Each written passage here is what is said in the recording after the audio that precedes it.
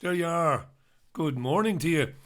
It is Wednesday, June 12th, 2019, and it's good to be with you this fairly miserable morning in South Manchester.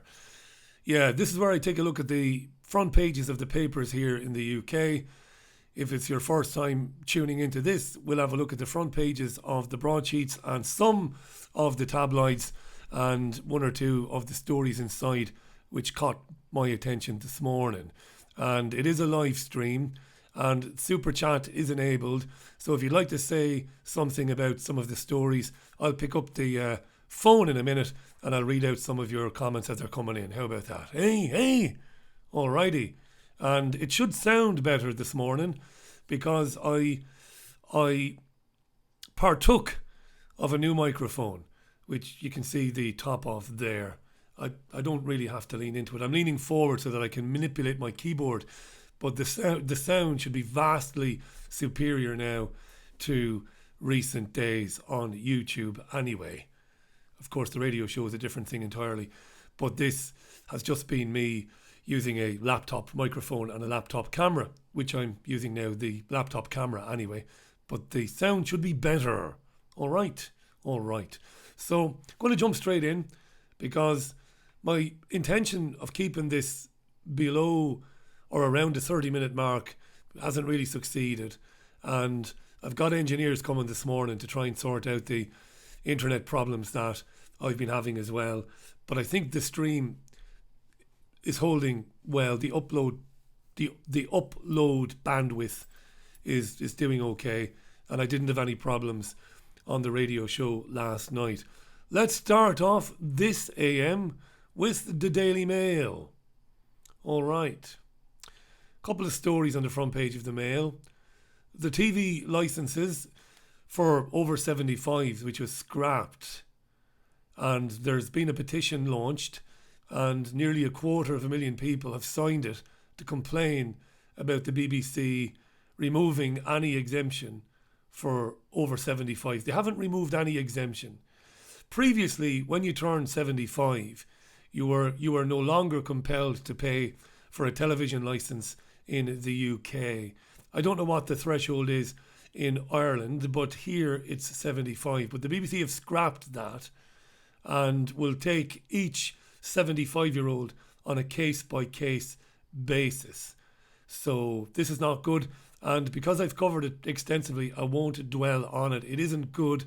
And the Daily Mail, I think, has been quoting some pensioners who have said they will refuse to pay the £154 a year bill. They will refuse and are prepared to go to prison if it comes to that, because it is an offence in the UK that could lead to a jail term. For people who don't know anything about this, who might be listening in far-flung parts of the world, everybody who's got a television in the United Kingdom is obliged to have a licence, annually renew that licence, annually renewed even, and that's the price of it there, £154. The Daily Mail. Also on the Mail, as you can see, is Michael Gove. Is there any more ridiculous looking politician in UK politics today than Michael Gove? There he is with his wife, recently admitted that he took cocaine, and this pissed a lot of people off because he took cocaine at a time that he bore responsibility for legislating for drug taking in the UK. He was involved in setting the law around drugs in the UK, and well, he's a bit of a hypocrite. Michael Gove goes back to the mid and late 1990s. So that's Michael Gove there. There are a couple of interesting stories in the Mail, which we'll get back to after we've looked at the front pages. All right. The Daily Mail. What about the Express then? Starting with the tabloids. Boris Johnson features quite prominently in today's newspapers. He launches his campaign to be the next leader of the Conservative Party today. I think this morning, it might even be going on now, it might not be. It might be in the mid-morning. He launches his campaign. He's the bookies' favourite to win the leadership contest and therefore become the UK's next Prime Minister. And he's been writing in the Telegraph today. It's about a promise that he's made that if he is to be the Prime Minister, if he is to win this contest, that he will take the UK out of the European Union by October 31st. That's in the Express today. Also a story at the top of that. We've just talked about the TV licences. Piers Morgan, presenting for Good Morning Britain, took an opportunity for a bit of world-class virtue signalling yesterday when a former army veteran, a very senior gentleman, was talking to Morgan about the TV licence and all of that. Morgan, I think, offered to pay the man's TV licence, and it moved Morgan's co-presenter Susanna Reid to tears. I'm very cynical, me. I know it's not nice to be so cynical. Maybe Piers Morgan genuinely meant it, as he's one of the greatest bastards ever to bestride the UK media and has done some absolutely incorrigible things. I am loath to believe that Morgan is genuine. As for Susanna Reid, I don't know anything about her and I couldn't care less. The Financial Times, don't think there's anything of any great interest to us today. No. Labour draws battle lines with Johnson by moving to head off a no-deal Brexit. They've tabled a motion, Labour, and it has received a lot of support. It's going to be debated today and voted on, I think, this evening. And that motion would be, it will give MPs a chance to vote to prevent the new Conservative Prime Minister leaving with no deal.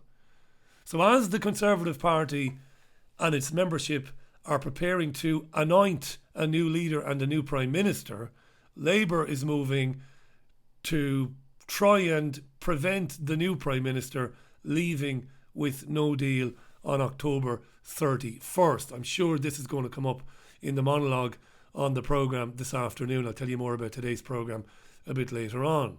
All right. It's very dark, isn't it? I could have used the overhead light there, but it kind of annoys me. It shines on the screen, so we'll leave it alone there. The Guardian. Oh, a bit of climate change bullshit in The Guardian. Why not? The Guardian loves a bit of climate change. Extreme weather triggers fastest carbon emissions rise in a decade. Lovely. This is a bit of jiggery pokery and a bit of doublespeak that's quite bizarre. The weather has been horrendous in the UK over the last week. Flooding, sinkholes appearing on the M25, you might have seen that. And it's been apocalyptic according to some weather experts and climatologists. So in The Guardian today, there's a story which is quite hilarious. So apparently the heavy rainfall we are experiencing is because of man-made climate change. But because it's cold and miserable, we're using more heating at this time of year than we ordinarily would do. That is pumping carbon into the atmosphere, thus exacerbating climate change. What kind of fuckery is this? Well, it's absolute crazy fuckery. And I'm not going to dwell on it. CO2 produced by man's industrial activities on planet Earth is not warming the planet, is not melting the polar ice caps, and is not causing sea level rises. This is horse shit, my dear. It is bucket loads of it. Yeah. Also a story about schools that are underfunded asking children in need for money. Yeah. A lot I could say about children in need, but I won't. We'll leave it. What about the iPaper? The iPaper. Wonderful picture there of Boris Johnson. I keep saying Johnston. Boris Johnson, Prime Minister in waiting. Like I said, his overwhelming favourite is the man that we know as Boris Johnson. So very likely, barring a complete catastrophe, that Johnson will be the Prime Minister. In the Metro, this is the free newspaper, of course. Monsoon Britain, there you go. And lovely. Yeah, people got into some bad situations in the last couple of days in various parts of the country. And Sam Quek, we talked about this yesterday. She's pictured on the Metro today. She's a gold medal. She's a medalist anyway, an Olympic hockey player, very successful athlete. And she provoked a Twitter storm when she was watching the BBC's coverage of the Women's World Cup. And she tweeted that the women on the panel were beautiful. She was called sexist for that. Talked about this yesterday. And there you go. Why can't you say that people are beautiful if you think they're beautiful? I think Gabby used to be Gabby Yoris. I think she's Gabby Roslin. I think she's quite beautiful. I think she's a lovely person. Brilliant presenter. Lovely. She's good looking. Why can't you say that? Why can't you enjoy her presenting skills and say, God, she's lovely and she's gorgeous? What's wrong with that? I think she'd be flattered. Maybe not by this ugly bastard, maybe. But maybe she might be flattered in general. I don't know. Oh, this is good. Oh, this is good, right? Daily Mirror. Harry, I'll finish my mum's work on landmines. No, you crazy ginger bastard. You won't. Because that might very well be the reason why Mummy was murdered. Or one of the reasons anyway. I won't get into this in too great detail, but the princess known as Diana did manage to get Bill Clinton on the record as agreeing to back her plan to rid the world of landmines. Not long after that, she was killed. Now, I think there were several parties who had different reasons to want to get rid of Princess Diana, whom I don't see as this fairy tale, wonderful human being princess that most people in the UK think she was. I'm very agnostic about Princess Diana personally. That's just me, right? I'm pretty agnostic about this woman's grace and beauty and caring and compassion. I'm not convinced of it. But I believe that this particular story, landmines, might have had something to do with her murder. So Prince Harry, I would say, if you're going to get involved with the military-industrial complex and landmines, don't be taking any spins in any Mercedes-Benz cars, especially not near any tunnels anytime soon. Prince will take up Diana's mission to clear ex-war zones. The Mirror. The Star. Apocalypse, wow! Bit of punning there. 2 months of rain in one day and there's more to come because of climate change. There are a lot of comments, right? So I'll get into them in a minute. They're there. I can see there are a lot of comments coming in. Thank you for taking the time out to use the super chat. So we'll leave the Star there. The Star is giving a lot of coverage to Celebrity Love Island as well. Okay. Is it sounding better? It is. Are you liking the sound, yeah? The Daily Telegraph. Boris faces Remainer plot to stop no deal. This is the motion tabled by the Labour Party, which I've mentioned already, so there's no need to mention it again. Just to say, they want to take out of the hands of the new Prime Minister the prospect of leaving with no deal. They want to prevent that.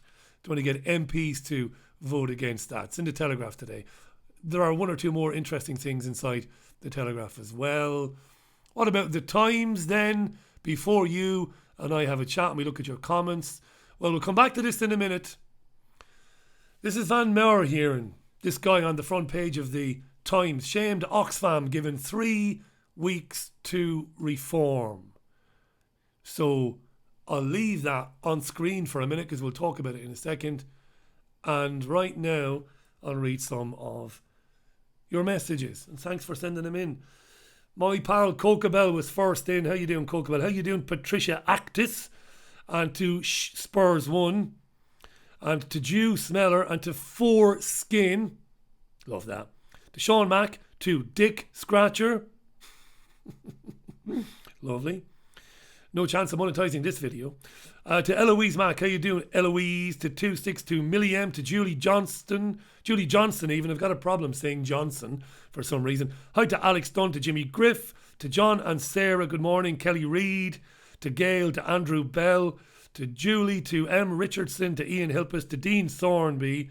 And to Andy Jerry. To Otto Lund. Loads and loads of people. Hi to Phil Restino in Florida, who's up early. Legendary peace activist and a good friend of the Richie Allen Show, and a gentleman who's given me some great ideas for interviewees on the programme. Phil, he's my virtual but actually a real person, my production assistant in Florida. How you doing, Phil? Hi to Jared, who's in Abu Dhabi. Good morning, Jared. To Millie, who says it's raining cats and dogs in Liverpool. To Charlie Silverman.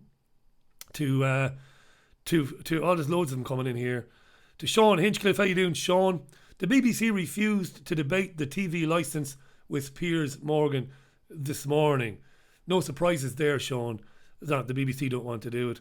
Hi to No One's Flower. Richie, the last 3 shows you were on a roll. So many laughs. Even though you said it's not funny, I know. The BBC presenter's propensity for using the C word and the C word curse is quite remarkable, isn't it? If you missed the monologue last night, by the way, check it out. If you missed the monologue. Because that whole thing about Victoria Derbyshire saying Jeremy C-U-N-T instead of Jeremy Hunt. Incredible. Amazing.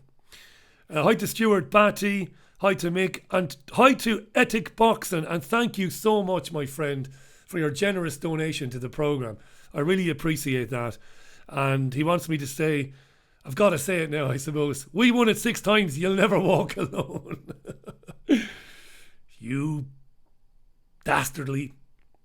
He's referring to Liverpool, of course, who recently won the Champions League. And thanks for the donation, mate. We'll never talk about that ever again, so we won't. Hi to Marty, Andy Town. Hi to Chris Morell. Chris says murdered MP Joe Cox's husband was accused of misdemeanours in Oxfam. Was he? I'm not sure about that. I don't think Brendan Cox was accused of anything like that. I don't know. Hi to Jason Hurley. Byron says, get Tommy Sheridan on your show, Richie. Tommy's been on a few times, Byron, and he will be back again, no doubt. I like Tommy Sheridan a lot. I think he's a gentleman, and I share his outlook on many things. That's not the reason for bringing him on, by the way, but he's a voice that's, I think is very worthwhile and worth hearing. Hi to Tango Barry. And Olivia says it's 1:45 in the morning in British Columbia. Good morning. Good morning to you. Jason says the C word curse was brilliant. It was the first time they got Jeremy Hunt's name right on television. Wow. Yeah. Richard Murray. Thanks, Richard.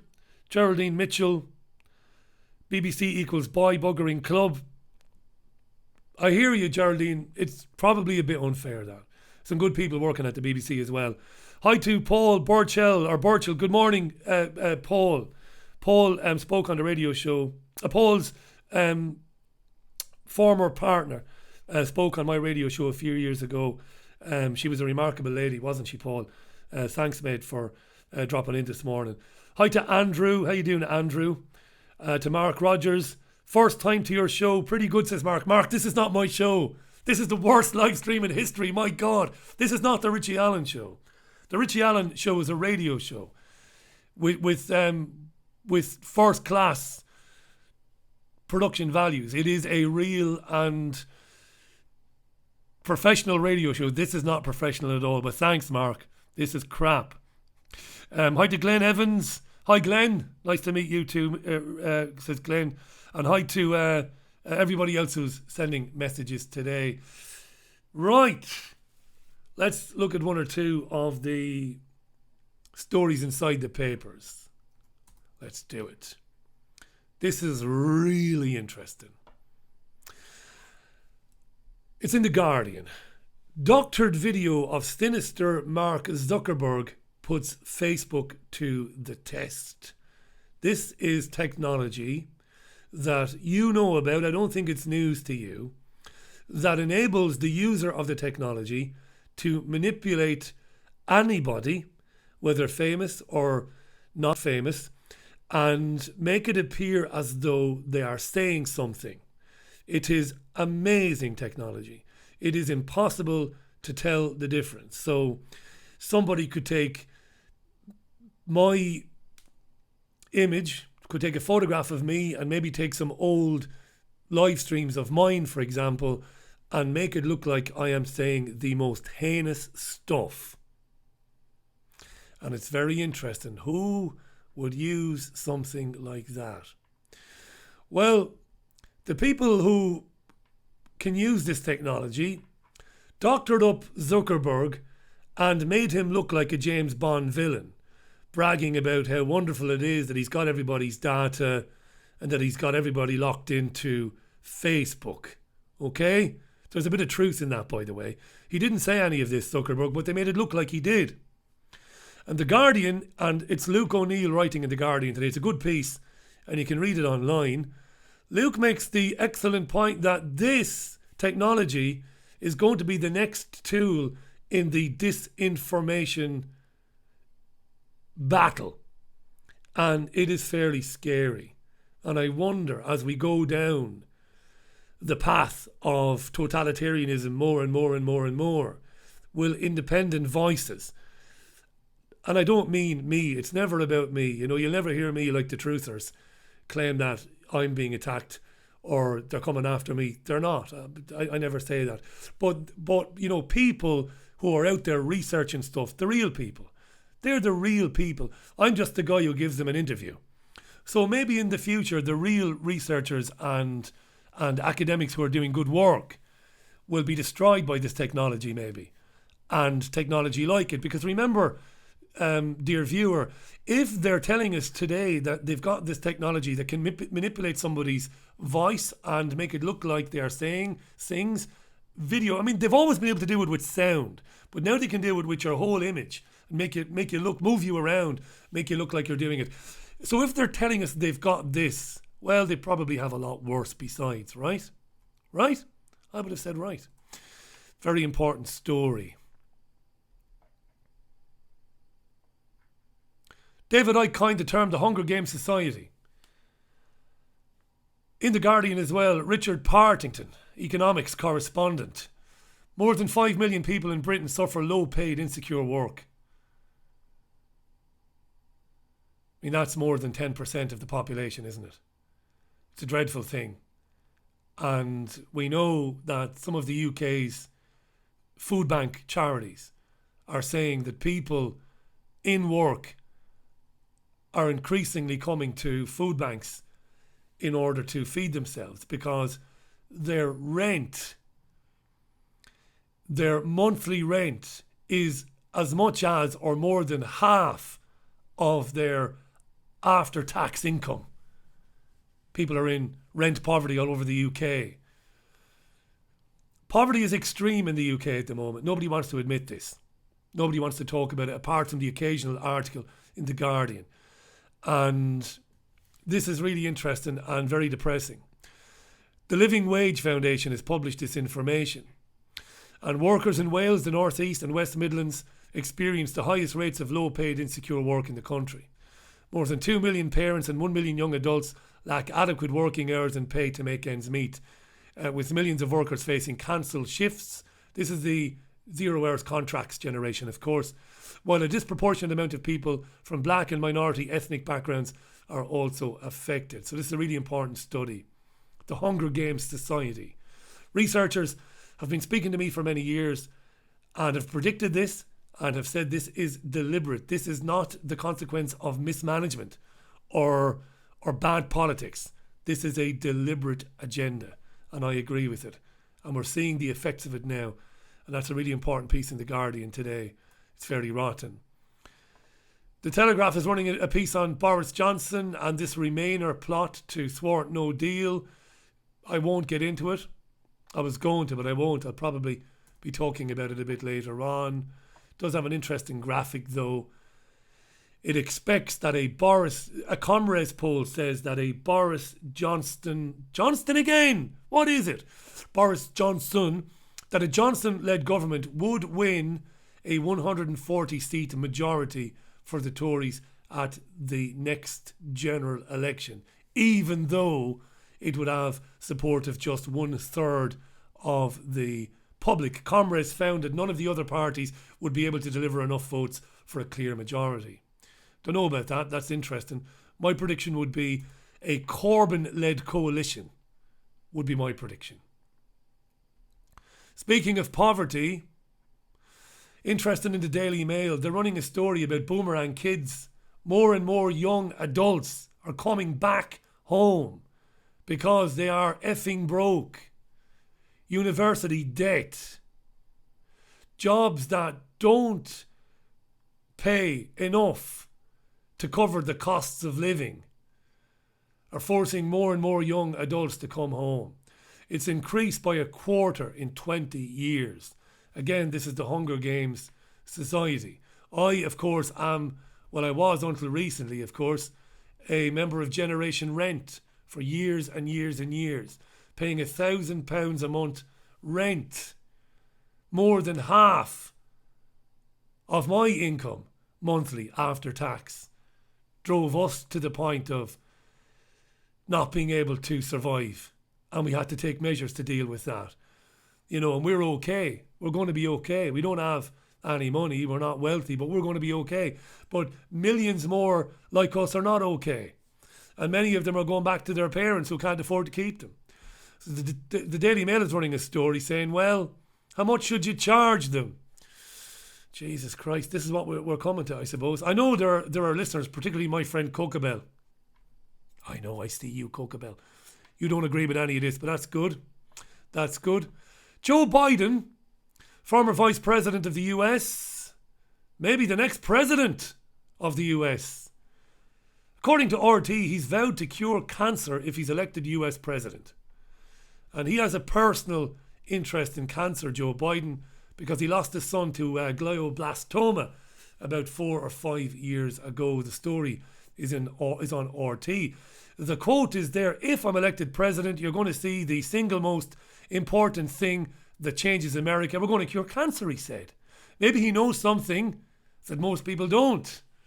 Maybe he knows that cancer cures have been around for thousands of years, maybe. Eh? Before we finish off with a couple of stories about the BBC, because I'm running over again, I'm going to go back to your comments. Let me go to your comments there. Let's have a look. Thanks for doing the super chat, by the way. Mega Tree Rat said something very uncomplimentary about Edward Snowden, which I can't read out. So thank you. Geraldine says Zuckerberg's real name is Jacob Greenberg. There are a lot of theories about Mark Zuckerberg, right? Hi to Mo Lester, by the way. I might have mentioned Kevin Hansen already. Thanks to Ev Rev Designs, by the way, for your donation. Thank you so much. I really appreciate that.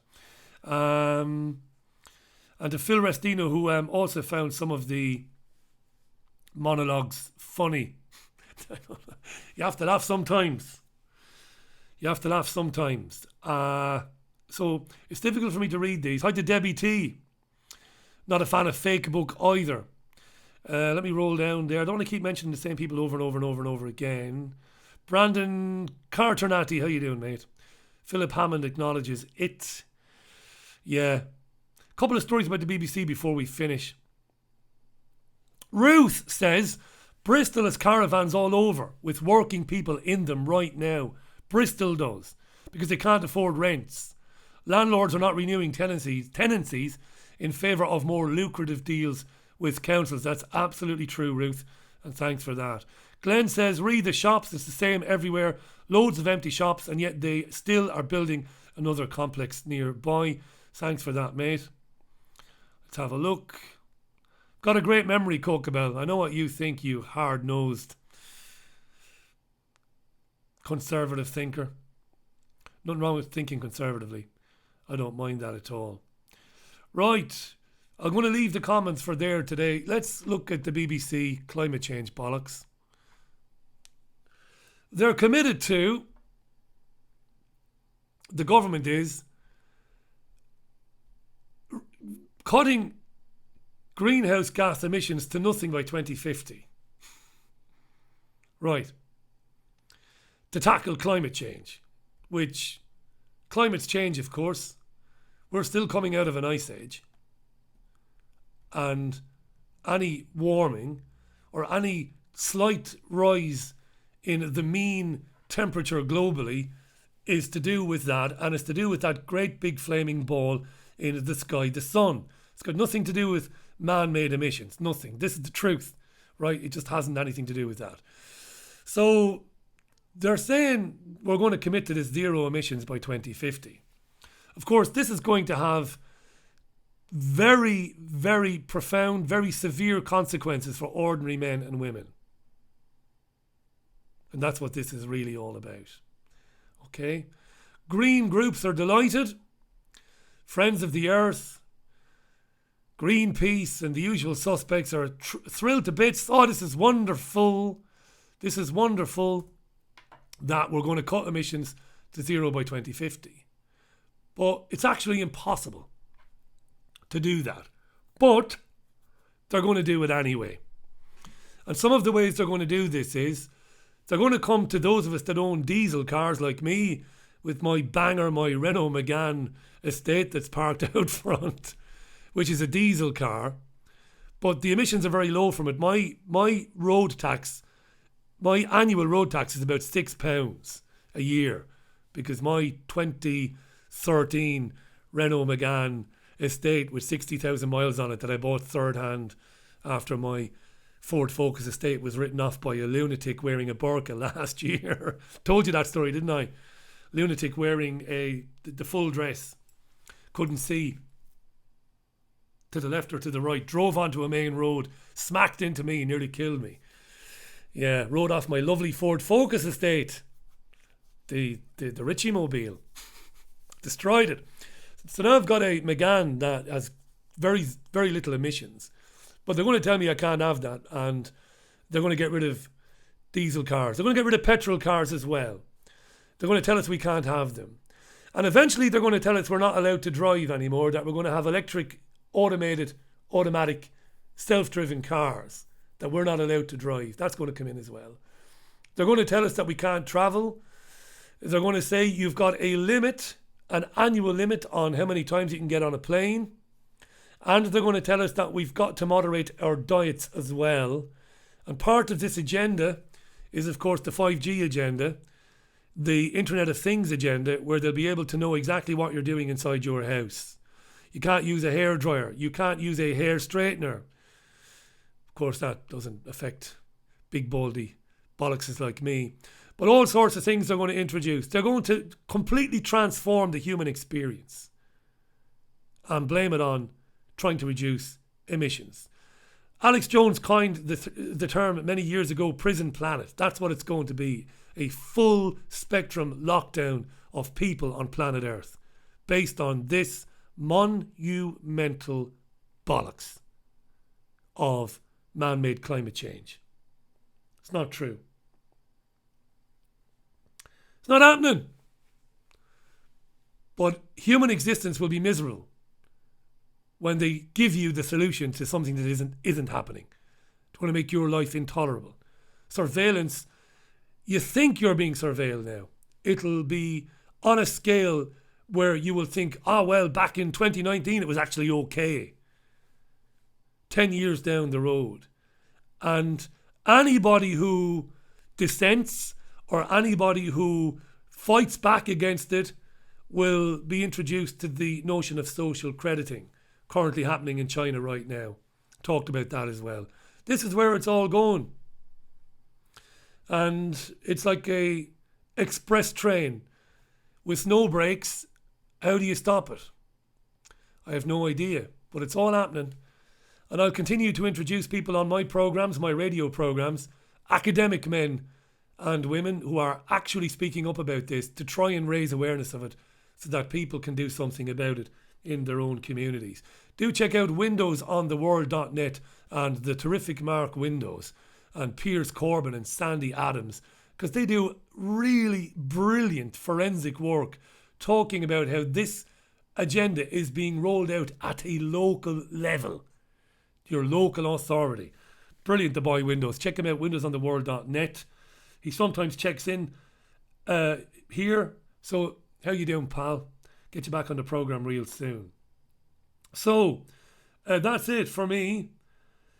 The amazing Mark Bajerski is going to join me today on the programme. And we're going to talk about some fascinating things. We are going to talk about, amongst other things, connecting to extraterrestrial energies. Mark's a pure energy healer and one of the nicest, one of the most helpful, one of the most genuine human beings that you've ever met in your life. A really amazing guy. And we're going to talk about energy. We're going to talk about things like reconnecting with the happiness that you had when you were a child. I'm really fascinated by that. Okay? We're going to talk about the attack on real food. And we're going to talk about 5G with the amazing Mark Bajerski. His website is markbajerski.com. He's going to join me for an extended interview today. I'll have a 35 minute news roundup, which will be interesting. Might be funny. There might be a few laughs in there. I never know till I see what's in the news. But then I'll be joined by Mark Bajerski. Let me know if it sounded better today, because I can't hear it. I could have plugged a microphone into my... what am I talking about? I could have plugged headphones into my mic. My lovely new mic. My lovely, lovely mic. My lovely mic. Here you are. Love my mic. There you go. Thanks for watching this garbage. I'm sorry for this crap. It is the worst live stream in YouTube history. It will always be thus. The radio show, though, is the last word in professionalism. It is. It really is. Check it out at 5 o'clock today on triggerwarning.tv, richieallen.co.uk, importantly Fab Radio 2 in Manchester and Tune In Radio. And for differing opinions, totally independent, contradictory stuff, check out triggerwarning.tv, Hayden Hewitt and Graham Booze. You have a wonderful Wednesday. I will love you and leave you and see you a little bit later on. Bye from me. Bye now.